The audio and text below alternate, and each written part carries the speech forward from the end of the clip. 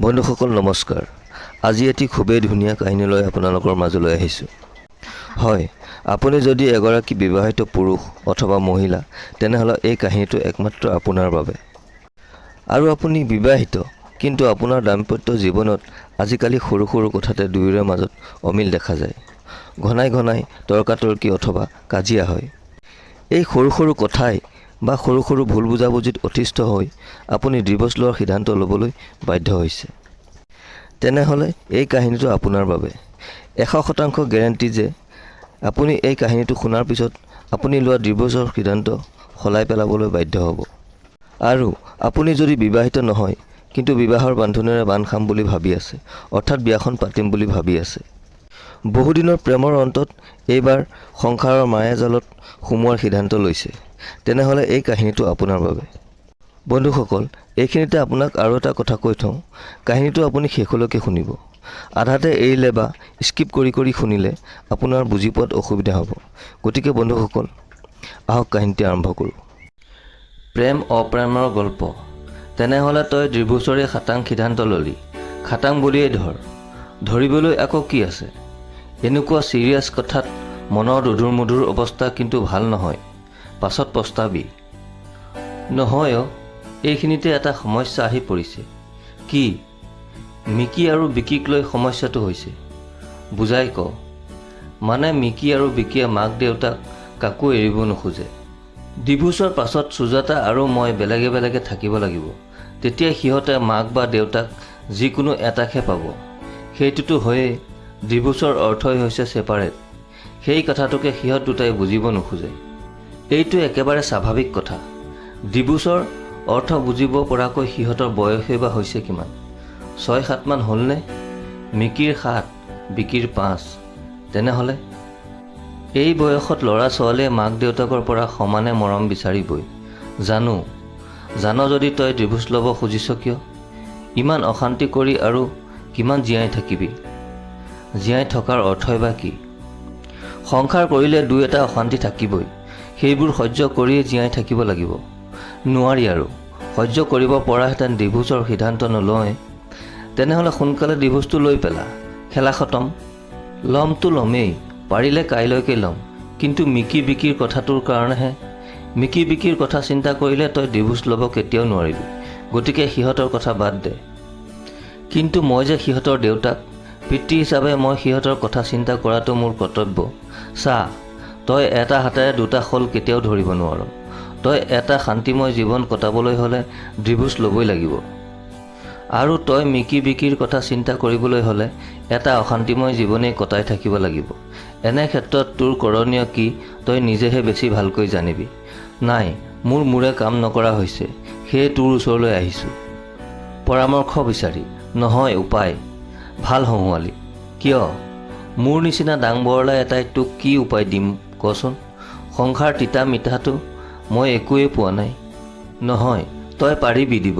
তই লেখক মানুহ। তোৰ চিন্তা চৰ্চা আনতকৈ বহুত বেলেগ। আৰু মোৰ চব সমস্যাৰ উপায়টো তয়ে দিয়। সেইটো হয়। কি চব ক্ষেত্ৰতে থিয়ৰীৰ লগত প্ৰেক্টিকেল নিমিলিবও পাৰে।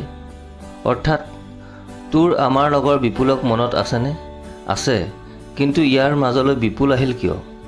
কৈ আছোঁ, শুনি যা।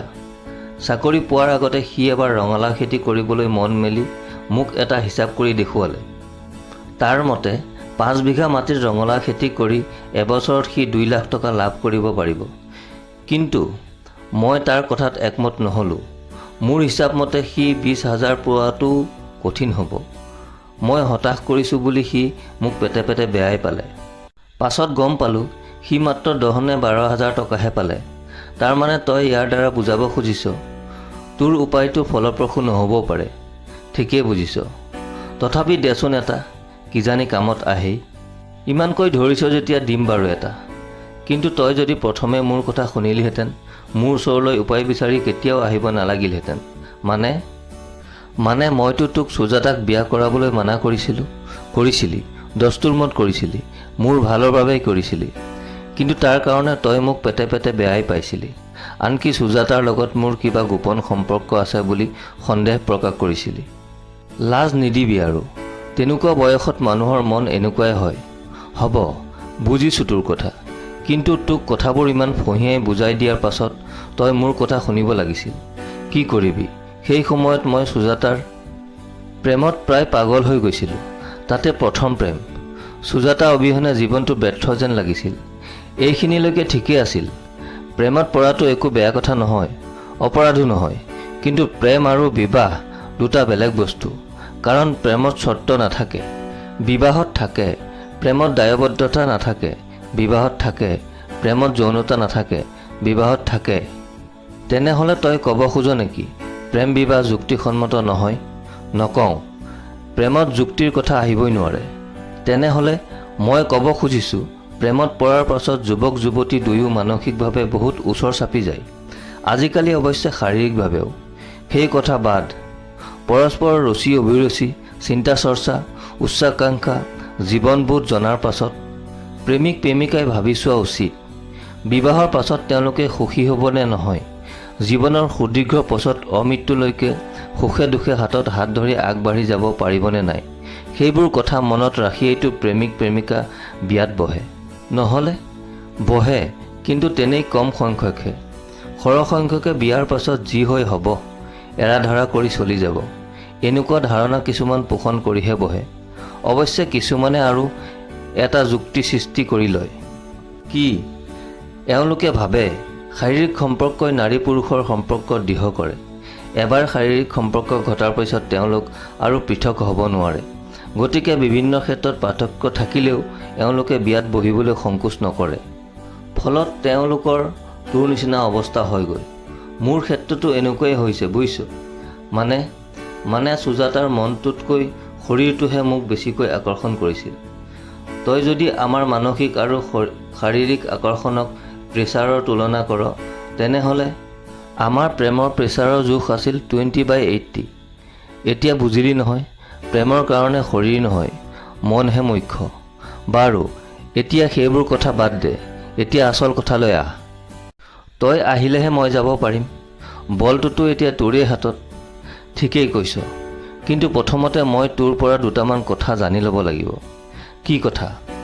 সুজাতাৰ লগত তোৰ প্ৰথম মনোমালিন্য কেতিয়া হৈছিল? কি কথাত হৈছিল? বিকিৰ জন্মৰ আগে আগে, অৰ্থাৎ আজিৰ পৰা প্ৰায় 6 বছৰ আগে। কি কথাত? সুজাতাই বিকিক জন্ম দিব খোজা নাছিল। মানে তাই বিকিৰ ক্ষেত্ৰত এবৰ্চন কৰিব খুজিছিল। কিয়? তাই দ্বিতীয় এটা সন্তান কামনা কৰা নাছিল। এটা সন্তানত তাই সন্তুষ্ট থাকিব খুজিছিল। তাৰ কাৰণে তহঁত আগেয়ে সাৱধান নহ'লি কিয়? হৈছিলোঁ। তেনেহ'লে এবৰ্চনৰ নিচিনা পৰ্যায় এটা কিয় পাবগৈ লগা হ'ল? তোৰ আগত আৰু কি লুকুৱাম? আচলতে সুজাতাই জন্ম নিয়ন্ত্ৰণৰ কাৰণে একো ঔষধেই সেৱন কৰিব খোজা নাছিল। কিন্তু কিয়? তেনেকুৱা ঔষধ খালে হেনো স্বাস্থ্য হানি হয়। পাছত জৰায়ুৰ কেঞ্চাৰ পৰ্যন্ত হ'ব পাৰে। সেইটো অৱশ্যে হয়, কিন্তু তোৰ ফালৰ পৰাওতো সাৱধান হ'ব পৰা অনেক উপায় আছিল। সমস্যাটোতো সেইটোৱেই। মই যিটো উপায়েৰে সাৱধানতা লৈছিলোঁ, সেইটো উপায়ত তাই সন্তুষ্ট নহৈছিল, আচল সুখ নাপাইছিল। গতিকে আমি প্ৰাকৃতিক উপায় অৱলম্বন কৰিব লগা হৈছিল। তেনেকৈ চলি আছিলোঁ। কিন্তু এবাৰ তাই হিচাপত খেলিমেলি কৰিলে। ফলত ভ্ৰূণ হত্যা যে এক মহাপাপ, অক্ষমনীয় অপৰাধ, সেই কথা তই তাইক বুজোৱা নাছিলি। সেই কথা মই তাইক কিয় বুজাব লাগে? তাইতো নিজে এজনী শিক্ষিতা ছোৱালী। তথাপি তাইক মই বহুত বুজাইছিলোঁ। কিন্তু তাই কোনোপধ্যে মান্তি হোৱা নাছিল। ইপিনে ময়ো মোৰ খুঁটি এৰি দিয়া নাছিলোঁ। মই সাধাৰণ মনৰ স্থল চিন্তা চৰ্চাৰ, সদায় আহাৰ নিদ্ৰা মৈথুন সৰ্বস্ত জীৱন এটাতে ব্যস্ত থকা মানুহ হ'লেও এনেকুৱা অমানৱীয় কাম কেতিয়াও কৰিব নোৱাৰোঁ। ভাগ্য ভাল, আমি স্বামী স্ত্ৰী আছিলোঁ। সুজাতাই গৰ্ভপাত কৰাব খোজা কথাটোত মোৰো সন্মতিৰ প্ৰয়োজন আছিল। গতিকে কথাটোত মই সন্মতি নিদিয়াত সুজাতাই বিকিক জন্ম দিবলৈ বাধ্য হৈছিল। কিন্তু কি হ'ব? সেই তেতিয়াৰ পৰাই আমাৰ মাজত এটা ফাটৰ সৃষ্টি হৈছিল। একেবাৰে সৰু সৰু কথাতে তৰ্কাতৰ্কি, কেতিয়াবা মাৰপিট পৰ্যন্ত হৈ গৈছিল। অৱশ্যে তাৰ আগেও কিছুমান কথাত আমাৰ মাজত মতবিৰোধ হ'বলৈ আৰম্ভ কৰিছিল। যেনে মিকিক স্কুলৰ দিয়াৰ সময়ত হৈছিল। মই মিকিক অসমীয়া মাধ্যমৰ স্কুলত দিব খুজিছিলোঁ, কিন্তু সুজাতাই জোৰ দিছিল ইংৰাজী মাধ্যমৰ স্কুলত দিয়াত। এই ক্ষেত্ৰত অৱশ্যে তাইয়ে জয়ী হৈছিল। আৰু দেউতাৰ মৃত্যুৰ পাছত আৰু মাক মোৰ লগলৈ অনাৰ সময়ত। মাক মোৰ লগত ৰাখিবলৈ সুজাতা কোনোপধ্যে ৰাজি হোৱা নাছিল। তাইৰ কথা আছিল নিজৰ চাকৰি, 2টা সন্তানক প্ৰতিপালন কৰা, তাৰ মাজত মাক সেৱা শুশ্ৰূষা কৰাৰ নিচিনা অতিৰিক্ত বোজা এটা তেওঁ কেনেকৈ বহন কৰিব। কিন্তু এই ক্ষেত্ৰত সুজাতা জয়ী হ'ব পৰা নাছিল। মোৰ কথা আছিল মা অবিহনে তাই মোক নাপালেহেঁতেন, আৰু মোক নোপোৱাহেঁতেন তাই সন্তান 2টা কেনেকৈ পালেহেঁতেন। এতিয়া মাৰ ক'ত আছে? দস্তুৰমত মোৰ লগত। এইটো তই বৰ ভাল কাম কৰিলি। এই ক্ষেত্ৰত যদি তই সুজাতাৰ লগত আপোচ কৰিলিহেঁতেন, তোক মই এই মুহূৰ্ততে ইয়াৰ পৰা উঠাই পঠিয়ালোহেঁতেন। চিন্তা নকৰিবি, সেই সুযোগ তই কেতিয়াও নাপাবি। ভাল কথা। আৰু কি কথাত তহঁতৰ মতভেদ হৈছিল, কাজিয়া লাগিছিল? বহুত কথাত। গোটেইবোৰ ক'বলৈ গ'লে এখন মহাভাৰত হ'ব। আচল কথাটো তল পৰি যাব। ঠিক আছে, আৰু নালাগে ক'ব। যি বুজিব লাগিছে মই সেইখিনিৰ পৰাই বুজিছোঁ। কিন্তু এইখিনিতে অইন এটা কথা আহি পৰিছে। কি কথা? ডিভোৰ্চৰ কথাটো কেৱল তয়ে চিন্তা কৰিছনে সুজাতাইও কৰিছে? তাইও কৰিছে। পৰাহেঁতেনতো তাই বিকিৰ কথাটোৰ সময়তে ডিভোৰ্চ ল'লেহেঁতেন। কিন্তু তেতিয়া তাইৰ চাকৰিটো পাৰ্মানেণ্ট হোৱা নাছিল। তাই আৰ্থিকভাৱে দুৰ্বল আছিল। এতিয়াতো তাই মোতকৈ বেছি দৰমহা পায়। গতিকে তাই এতিয়া একো কথালৈকে পৰোৱা নকৰে। এইটো সুজাতাই নিজে কোৱা কথা নে তই ভবা কথা? তাই নিজ মুখেৰে নকলেও তাইৰ ভাৱ ভংগীৰ পৰাটো এনেকুৱা যেনেই লাগে। তেনেহ'লে এইটো তোৰ ভুল ধাৰণা। কিয়? চা, টকা পইচাক সকলো সমস্যাৰে সমাধান কৰিব নোৱাৰি। তেনে হোৱা হ'লে ধনী মানুহবোৰ একোৱেই সমস্যা নাথাকিলেহেঁতেন। কিন্তু পৃথিৱীত তেওঁলোকৰে সমস্যা বেছি, মাথো সমস্যাৰ ধৰণবোৰহে বেলেগ বেলেগ। ধৰি ল'লোঁ বিকি মিকিৰ সমস্যাটোৰ সমাধান হৈ গ'ল, তহঁতৰ ডিভোৰ্চ হৈ গ'ল। তেতিয়াও তই নাভাবিবি তোৰ সমস্যাৰ সমাধান হৈ গ'ল বা তোৰ জীৱনলৈ শান্তি আহিল। বৰঞ্চ তোৰ সমস্যা বাঢ়িবহে, অশান্তিও বাঢ়িব। কেনেকৈ? তেনেই সাধাৰণ কথা। সুজাতাৰ লগত তোৰ সম্পৰ্ক 12 বছৰৰ, 5 বছৰ প্ৰেমৰ, 7 বছৰ বৈবাহিক জীৱনৰ। এজনী মানুহৰ লগত ইমান দীৰ্ঘ সময় একেখন ছালৰ তলতে একেখন বিচনাতে কটোৱাৰ পাছত সেইজনী মানুহক সংসাৰৰ কিছুমান সাধাৰণ কথাতে ত্যাগ কৰিবলৈ ওলোৱাটো। বিকি আৰু মাৰ কথাটোক তই সাধাৰণ কথাৰ শাৰীত পেলাইছ। নাই পেলোৱা বাৰু, গভীৰ কথাৰ শাৰীতে পেলাইছোঁ। কিন্তু এই কথা দুটাৰ বিপক্ষে সুজাতাৰো কিছুমান সবল যুক্তি থাকিব পাৰে, যিবোৰ যুক্তি তই মই হয়তো সহজে দলিয়াই পেলাব নোৱাৰিবও পাৰোঁ। আৰু পঢ়ি থকা কালৰে পৰা সুজাতাক মই যিমানখিনি জানো, তাই ডিভোৰ্চৰ কথা চিন্তা কৰাহেঁতেন বিয়াৰ 2 বছৰ বা 3 বছৰ পাছতে কৰিলেহেঁতেন। ইমান দিনলৈ কেতিয়াও বাট নাচালেহেঁতেন, কাৰণ তাই তোৰ শাৰীৰিক সৌন্দৰ্যৰ প্ৰতি আকৰ্ষিত হৈ প্ৰেমত পৰা নাছিল। তোৰ আৰ্থিক দিশটোৰ প্ৰতিও তাই নজৰ নাছিল। তই কেনেকৈ জানিলি? তই যেনেকৈ মোৰ ভাল বন্ধু, তাইও মোৰ ভাল বান্ধৱী। তোৰ দৰে তাইও মনৰ কথাও মই ভালদৰে জানো। তাইও আকৌ মোৰ দৰে তোৰ ওচৰলৈ উপায় বিচাৰি আহিছিল নেকি? নাই অহা, হয়তো কেতিয়াও নাহিবও। কেনেকৈ ক'লি? কাৰণ তাই সংসাৰৰ সৰু সুৰা সমস্যা আৰু অশান্তিবোৰ সহজভাৱে ল'বলৈ শিকিছে। তই শিকা নাই। সুজাতাৰ কথা বাদ দে এতিয়া, মোৰ কথালৈ আহিছোঁ। কিন্তু কি কথা পাতি আছিলোঁ মই পাহৰিয়ে গৈছোঁ। মোৰ বিবাহোত্তৰ জীৱনৰ সমস্যা আৰু অশান্তিৰ কথা। ডিভোৰ্চৰ পাছত তোৰ জীৱনলৈ প্ৰথমে আহিব নিসংগতাৰ সমস্যা। প্ৰথম 2 দিনমান তোৰ নতুন অকলশৰীয়া জীৱন এটা ভালেই লাগিব। কিন্তু দিন যোৱাৰ লগে লগে যেন তোৰ নিসংগতা সহ্য নোহোৱা হৈ আহিব। কিয়নো তই ইতিমধ্যে পৰিয়ালৰ লগত সমূহীয়া জীৱনত অভ্যস্ত হৈ গৈছিলি। নিসংগতা দূৰ কৰিবলৈ তই হয়তো সুৰাৰো আশ্ৰয় ল'বগৈ পাৰ। তেতিয়া তোৰ সামাজিক স্থান অৱনমিত হৈ যাব। নানাজনে তোক নানা প্ৰশ্ন কৰি ব্যতিব্যস্ত কৰি তুলিব। ডিভোৰ্চ কিয় ল'লা? পৰিবাৰৰ লগত কাৰোবাৰ কিবা গোপন সম্পৰ্ক গঢ়ি উঠিছিল নেকি? নে তোমাৰেই কাৰোবাৰ লগত থকা অবৈধ সম্পৰ্ক পৰিবাৰে ধৰা পেলাইছিল? সন্তান 2টা এতিয়া কাৰ লগত? তোমাৰ লগত নে পৰিবাৰৰ লগত? সিহঁতক তুমি লগ কৰিব পাৰানে? লগ কৰিবলৈ কোৰ্টে অনুমতি দিছেনে? পৰিবাৰক তুমি কিবা কম্পেনচেশ্যন দিব লগা হৈছে নেকি?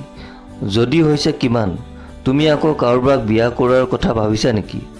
অকল তোৰেই নহয়, সুজাতা আৰু বিকি মিকিৰ জীৱনলৈও হৰেক ৰকমৰ সমস্যা আৰু অশান্তি আহি পৰিব। যেনে যেনে আৰ্থিক দিশত নুভুগিলেও সুজাতাই আন কিছুমান দিশত নিৰাপত্তাহীনতাত ভুগিব। আমাৰ সমাজত নাৰীলোভী মানুহৰ অভাৱ নাই। সেই মানুহবোৰে নানা অচিলা লৈ তাইৰ ওচৰ চাপিবলৈ যত্ন কৰিব, তাইক অসৎ পথলৈ টানি নিবলৈ চেষ্টা কৰিব। বিকি মিকি লগৰ ল'ৰা ছোৱালীৰ লগত সহজ হ'ব নোৱাৰিব। কিছুমান সামাজিক ক্ষেত্ৰত সিহঁত হীনমন্যতাত ভুগিবলৈ ল'ব। এইবোৰে সিহঁতৰ মানসিকতাত প্ৰভাৱ পেলাব। সিহঁত খঙাল হ'ব, জেদী হ'ব, অন্তৰ্মুখী হৈ পৰিব। ধেৎ তেৰি, মই এইবোৰ কথা ভাবিয়েই চোৱা নাছিলোঁ। ভাবি চোৱাহেঁতেন তই ডিভোৰ্চৰ কথাটো মনলৈ নানিলেইহেঁতেন। এইখিনিতে বেলেগ এটা কথা মনলৈ আহিছে। কি? তহঁত দুটাৰ মাজত এতিয়া শাৰীৰিক সম্পৰ্ক ঘটেনে নাই? ঘটে, নিয়মিত ঘটে। তেনেহ'লে আৰু দিগদাৰ আছে। কিয়? তোৰ বয়স এতিয়া মাত্ৰ 45। ধৰি লৈছোঁ 60 বছৰ বয়সলৈকে তোৰ যৌন শক্তি অটুট থাকিব। সেইখিনি সময়ত তই দেহৰ চাহিদা কেনেকৈ পূৰণ কৰিবি? নে অফিচৰ কোনোবা PA CAৰ লগত তলে তলে চক্কৰ চলাই আছ? ডিভোৰ্চৰ পাছত তাইক বিয়া কৰাই পেলাবি। ধেৎ, এইবোৰ কি কৈছ? মোৰ তেনেকুৱা একো ধান্দা নাই। অন্ততঃ সুজাতাৰ লগত থকালৈকে মই তেনেকুৱা কথা কল্পনাও কৰিব নোৱাৰোঁ। তেনেহ'লে মোৰ প্ৰশ্নৰ উত্তৰ দে। দমন কৰি ৰাখিম। মিছা কথা, নোৱাৰ। নাৰীয়ে পাৰিলেও পুৰুষে যৌন স্পৃহা বেছিদিন দমন কৰি ৰাখিব নোৱাৰে।